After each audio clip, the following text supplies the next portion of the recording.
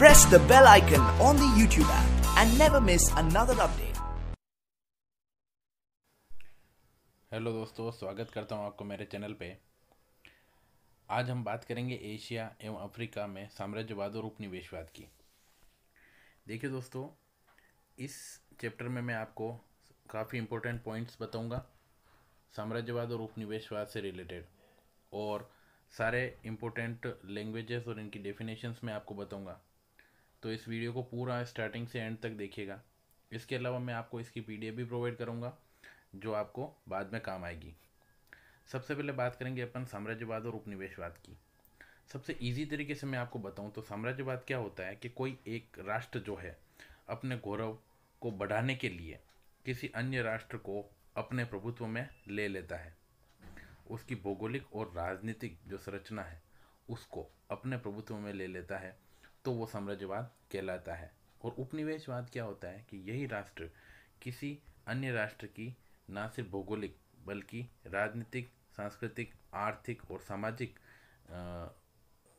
दृष्टिकोण पर भी जो है नियंत्रण स्थापित कर देता है, प्रभुत्व स्थापित कर देता है, तो उसको उपनिवेशवाद कहते हैं। ठीक है दोस्तों, चलिए अब बात करते हैं कि साम्राज्यवाद वह दृष्टिकोण है जिसके अनुसार कोई महत्वाकांक्षी राष्ट्र अपनी शक्ति एवं गौरव को बढ़ाने के लिए अन्य देशों के प्राकृतिक और मानवीय संसाधनों पर अपना नियंत्रण स्थापित कर लेता है, जैसा कि मैंने आपको बताया। और ये सबसे इजी डेफिनेशन है इसकी, और कहीं नहीं मिलेगी आपको। देखिए, यह हस्तक्षेप राजनीतिक, आर्थिक, सांस्कृतिक या अन्य किसी प्रकार का भी हो सकता है। इसका सबसे प्रत्यक्ष रूप किसी क्षेत्र को अपने राजनीतिक अधिकार में ले लेना है, जैसा कि इम्पोर्टेंट बात यह है कि प्राकृतिक यानी भौगोलिक या राजनीतिक अधिकार में ले लेना, जबकि अन्य प्रकार का सिर्फ हो सकता है। उस क्षेत्र के निवासियों को विविध अधिकार से वंचित करना है, ये साम्राज्यवाद कहलाता है।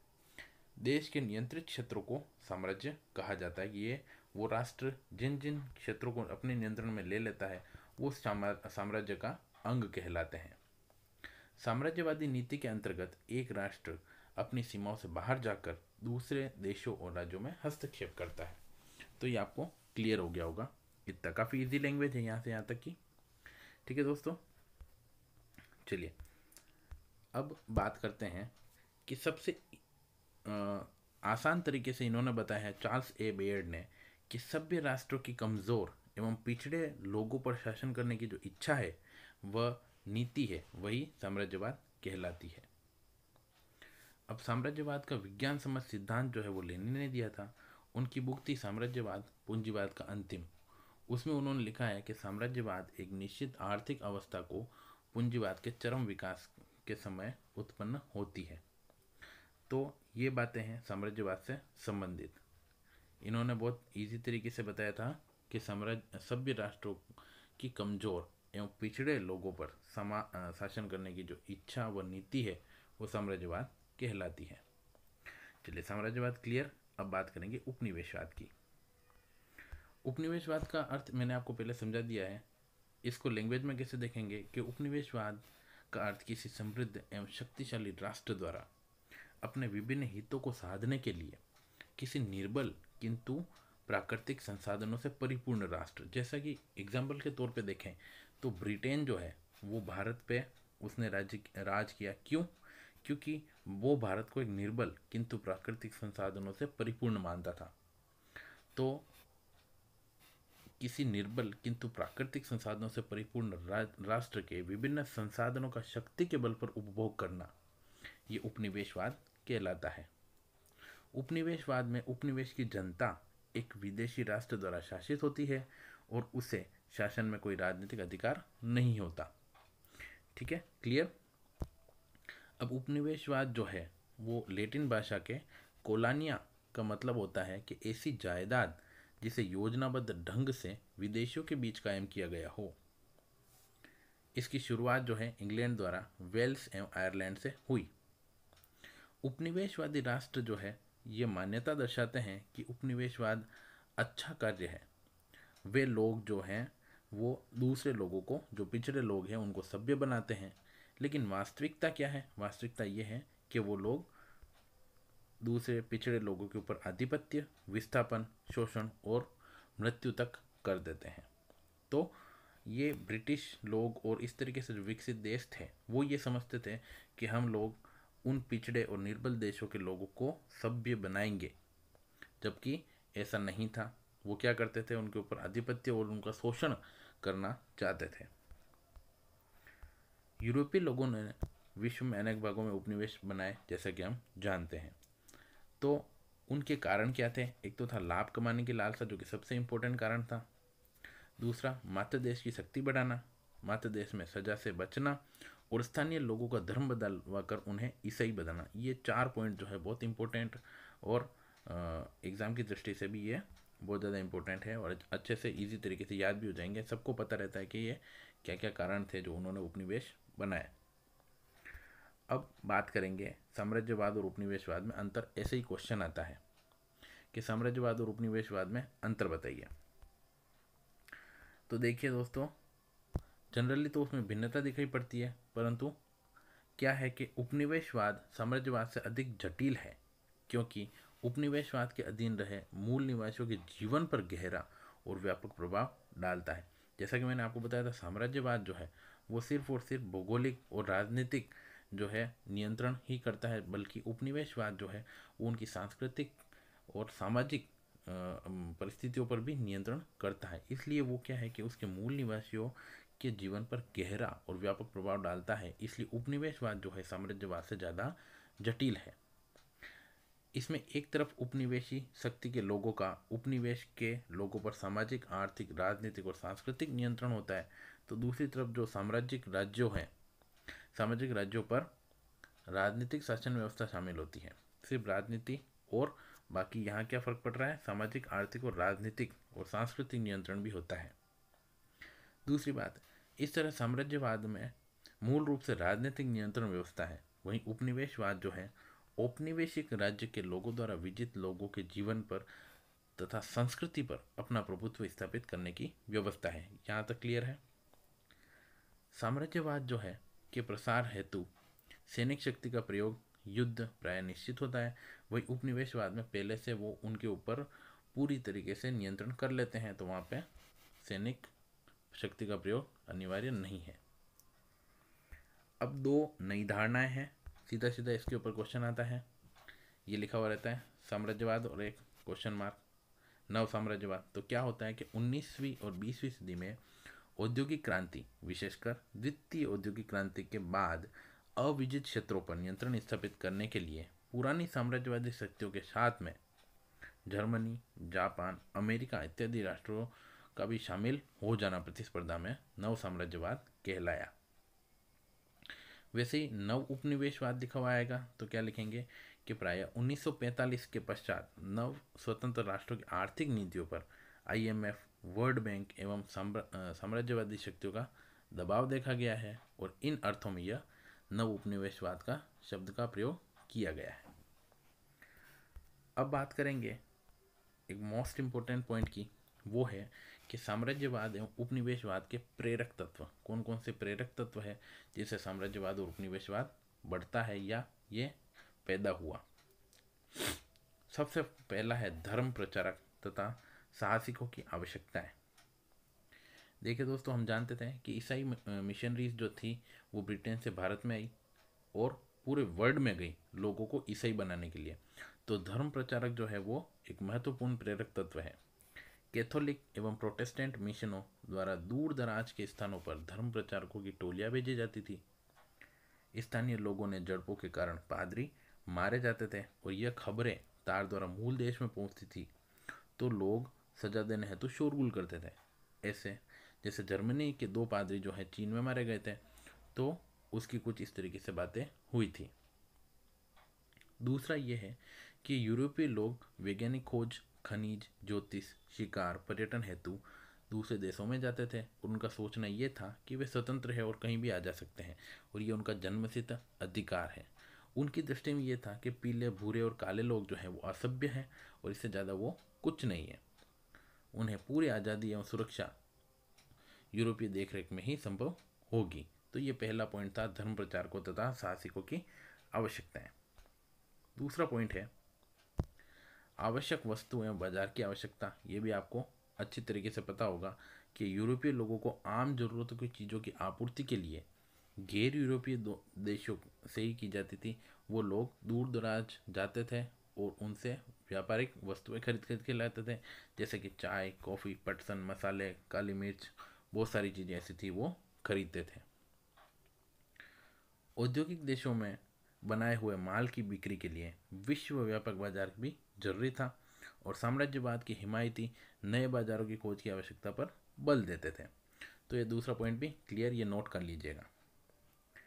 तीसरी बात, अतिरिक्त पूंजी की आवश्यकता। औद्योगिकीकरण के कारण इन देशों का विकास हुआ था और यह विकसित राष्ट्र बने, क्योंकि ये जो राष्ट्र थे मैंने औद्योगिक क्रांति आपको बता दी थी, ये लोग पूरे विश्व में कहीं पे भी जा सकते थे। वहाँ से ये लोग सामान खरीद खरीद के लाते थे और यहाँ बेचते थे, तो ये बहुत भारी मात्रा में लाभ कमा रहे थे। तो अतिरिक्त पूंजी ये यहाँ पे कमा रहे थे। 19वीं सदी के अंतिम दशकों में विकसित देशों में पूंजी निवेश के अवसर कम होने लगे तथा आय कम होने लगी। इनकी तुलना में पिछड़े इलाकों में ये पूंजी लगाने में लगभग असीमित अवसर थे। जैसा कि मैंने आपको बताया था कि काली मिर्च का जो उत्पादन भारत में होता था, ठीक है, वो उसकी मांग ब्रिटिश और उधर पुर्तगाल में बहुत ज़्यादा थी। तो ये लोग उधर से इधर आए। वो इसलिए आए क्योंकि यहाँ जो है वो अमूल्य रत्न यहाँ देते थे जिनकी उधर कोई आवश्यकता नहीं थी। उधर काली मिर्च, ये जो रबड़, पटसन वगैरह थी, कपास थी, इनकी ज़्यादा आवश्यकता थी। तो ये लोग क्या करते थे कि इन इलाकों में मनमानी शर्तें लाद कर कई अधिक आय प्राप्त की जा सकती थी। इनके अलावा इन देशों का सस्ता श्रम, विदेशी माल की मांग ने भी साम्राज्यवाद और उपनिवेशवाद को प्रेरित किया। ये पॉइंट भी क्लियर। चलिए चौथा पॉइंट, आबादी और संतुलन की समस्या। यूरोपीय देशों की बढ़ती आबादी के लिए बसने हेतु वास स्थान चाहिए था। इस कारण भी उपनिवेश बनाए गए, जैसे कि ऑस्ट्रेलिया, न्यूजीलैंड, दक्षिणी अफ्रीका आदि। और पांचवा है प्रतिष्ठा प्राप्ति के लिए उपनिवेश या प्रशासित क्षेत्रों का विस्तार शक्तिशाली औद्योगिक राष्ट्रों के लिए प्रतिष्ठा का प्रश्न बन गया था। संसार के विस्तृत भूभाग का अधिपति होना महत्ता की निशानी एवं महाशक्ति होने का प्रमाण समझा जाने लगा। तो यहाँ तक दोस्तों ये पांचों पॉइंट आपके क्लियर हैं। प्रतिष्ठा की प्राप्ति के लिए, आबादी और शक्ति के संतुलन की समस्या, अतिरिक्त पूंजी की आवश्यकता, आवश्यक वस्तुओं बाजार की आवश्यकता और धर्म प्रचारकों तथा साहसिकों की आवश्यकता, ये उपनिवेशवाद और साम्राज्यवाद की प्रेरक तत्व थे। काफ़ी इजी मैंने लैंग्वेज में आपको बता दिया है यहाँ पे, और इनको अच्छी तरीके से याद कर लीजिएगा, ये एग्ज़ाम में आने के बहुत ज़्यादा चांसेस रहते हैं। अब बात करेंगे अफ्रीका के बंटवारे की। देखिए दोस्तों, भूमध्य सागर के दक्षिण में स्थित अफ्रीकी देश जो था उसको अंध महादेश यानी कि डार्क कॉन्टिनेंट के नाम से जाना जाता था। क्योंकि यहाँ के जो निवासी थे वो काले रंग के थे, जिनको हब्सी या निग्रो कहते थे।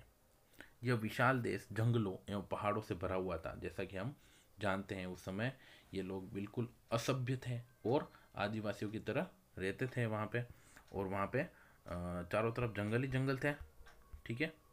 तो ये लोग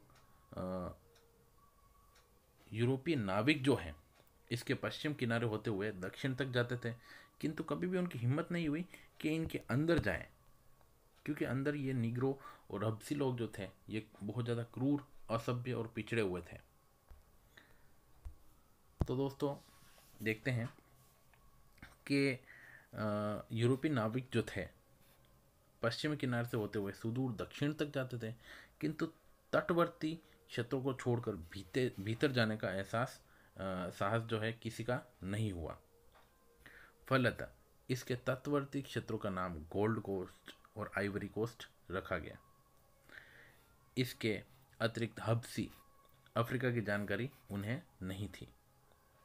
इन तटवर्ती क्षेत्रों से हजारों की संख्या में हब्सी नौजवान स्त्री पुरुष को पकड़कर अमेरिकी महादेश में जानवरों की तरह बेच दिया जाता था, और अफ्रीकी देश के उत्तरी तथा पूर्वी किनारों पर अरबों के छोटे छोटे राज्य थे। सुदूर दक्षिण में 10 लाख के लगभग यूरोपीय रहते थे। तो ये क्लियर हो गया यहाँ तक कि अफ्रीका की स्थिति उस समय क्या थी। अब अफ्रीका में पहुंचने वाले पादरी डेविड लिविंगस्टन जो थे वहाँ के लोगों में घुल मिल गए थे और वहीं वो रहने लग गए थे। उसकी खोज में एक पत्रकार थे स्टैनली, वो आए 1817 में। वहाँ लिविंगस्टन से वो मिले और हेनरी स्टैनली अनुभवी व्यक्ति था। उसने अफ्रीका की अपार संभावनाओं को समझ लिया। उसने वहाँ देख लिया कि यहाँ अपार मात्रा में धातु और बहुत बहुमूल्य चीज़ें यहाँ पे है। वह यूरोप पहुंचकर ऐसे लोगों की तलाश करने लगा जो कि उसकी योजनाओं में रुचि ले। अब 1878 में बेल्जियम सम्राट लियोपोल्ड ने, जो कि एक व्यावसायिक प्रकृति का आदमी था, उसने मध्य अफ्रीका में कांगो नदी के अंचल को विकसित करने का संकल्प लिया। स्टैनली और लियोपोल्ड ने मिलकर इंटरनेशनल कांगो एसोसिएशन नामक एक संस्था बनाई जिसका संबंध बेल्जियम लोगों और सरकार से नहीं था। ये इन दोनों ने ही बनाई थी, स्टैनली और लियोपोल्ड ने। ठीक है दोस्तों, स्टैनली 1882 ईस्वी में पहुंचा और 2 वर्षों के भीतर उसने स्थानीय सरदारों से तरह तरह के कागजातों पर स्थानीय निशानों और मुहर लगवा दिए और सरदारों से एसोसिएशन का झंडा लगाना शुरू कर दिया। अंगोला और मोजाम्बिक में पुर्तगाल ने उपनिवेश बना दिए और इंग्लैंड इनका समर्थन करता था। जर्मनी का निर्माता जो बिस्मार्क था उस समय इसको मूर्खतापूर्ण मानता था, लेकिन उस पर भी क्या हुआ कि उपनिवेश उत्साही लोगों का दबाव पड़ा और उसने 1885 में अफ्रीका की समस्या के हल हेतु अंतर्राष्ट्रीय विचार विमर्श तथा सहमति हेतु एक सम्मेलन बर्लिन में आयोजित किया, जो कि बहुत इंपॉर्टेंट है बर्लिन का सम्मेलन। इसमें 2 प्रमुख नीतियां जो है वो निर्धारित की गई। कौन सी थी? पहला, कांगो एसोसिएशन के अधिकृत इलाकों को अंतर्राष्ट्रीय तत्वावधान में अंतर्राष्ट्रीय राज्य बनाया जाए, और दूसरा कि एक अंतर्राष्ट्रीय संहिता बनाई जाए। इसके अनुसार ही यूरोपीय शक्तियां अफ्रीका में इलाके हासिल करें। तो ये 2 बातें जो थी सबसे इम्पोर्टेंट थी बर्लिन सम्मेलन 1885 की। पहला तो ये था कि जो कांगो एसोसिएशन था इसने जो इलाके वहाँ पे अधिकृत किए थे इनको अंतर्राष्ट्रीय राज्य बना दिया जाए, और दूसरा ये था कि एक अंतर्राष्ट्रीय संहिता बनाई जाएगी जिसके अनुसार ही यूरोपीय शक्तियाँ जो है अफ्रीका इलाके में प्रवेश करेगी, क्योंकि अफ्रीका उस समय बहुत भयंकर वाली समस्या से जूझने लगा। अब बात करेंगे अफ्रीकी लूट खसोट की। तो 1885 ईस्वी में बर्लिन के सम्मेलन में अफ्रीका में साम्राज्यवादी प्रसार के संदर्भ में कुछ रेखाएं निर्धारित की गई, जैसे कि 2 पॉइंट मैंने आपको बताया। जिस यूरोपीय देश के अधिकतर तटवर्ती क्षेत्र होगा उसे उस क्षेत्र के भीतरी इलाकों को अधिकृत करने की प्राथमिकता मिलेगी। अधिकृत क्षेत्र केवल कागज पर ही नहीं हो, नक्शे पर रेखाएं खींचकर तथा प्रशासनिक सैनिक नियंत्रण होना चाहिए। इतनी बात यहाँ पे हुई थी। मात्र 15 वर्षों में सारे महादेश जो कि अफ्रीकी महादेश था और उसको यूरोपीय राष्ट्रों ने आपस में बांट लिया, छोटे छोटे उसके टुकड़े कर लिए। खाली एकमात्र अपवाद था, वो था इथोपिया, वो रह गया वो, तथा कुछ हद तक लाइबेरिया भी रह गया। अब यहाँ किस तरीके से किसने क्या क्या बांटा, देखिए। ब्रिटेन के नियंत्रण में क्या क्या है? मिस्र, सूडान, केन्या, जिम्बाब्वे, साइजीरिया और दक्षिणी अफ्रीका। फ्रांस के नियंत्रण में क्या क्या है? Morocco, Algeria, Tunisia, Madagascar. पुर्तगाल के नियंत्रण में क्या है? अंगोला और मोजाम्बिक। इटली के नियंत्रण में क्या क्या है? लीबिया, इरिट्रिया, और 1935 में इसने इथोपिया भी हथिया लिया। जर्मनी के नियंत्रण में क्या क्या है? तंजानिया और नामीबिया। और बेल्जियम के नियंत्रण में क्या है? कांगो। ठीक है दोस्तों, तो इस तरीके से इन लोगों ने पूरे अफ्रीका महादेश जो था उसको छोटे छोटे भागों में बांट दिया और आपस में बांट लिया। प्रमुख विवाद और घटनाएं देखते हैं। सबसे पहली घटना थी कि इटली इथोपिया तथा नील नदी के ऊपरी क्षेत्र को अधिकृत करना चाहता था, जो कि उसने 1935 में, जैसे कि मैंने आपको बताया था, 1935 में हथियाई लिया। सन 1896 ईस्वी में अडोवा के युद्ध में इटली इथोपिया से पराजित हो गया था, परंतु 1935 में इसने जो है इटली ने नियंत्रण स्थापित कर ही लिया। फसोंदा संकट। नील नदी के तलहटी क्षेत्र पर आधिपत्य को लेकर फ्रांस और ब्रिटेन के मध्य तनाव हो गया था और फ्रांस ने संयम से काम लिया तथा जनरल मार्शा को लौट जाने का आदेश दिया। देखिए दोस्तों, बात करेंगे बोअर युद्ध की। बोअर युद्ध किसानों के लिए यूज़ में लिया जाता था। ये बोअर युद्ध डच लोगों के लिए।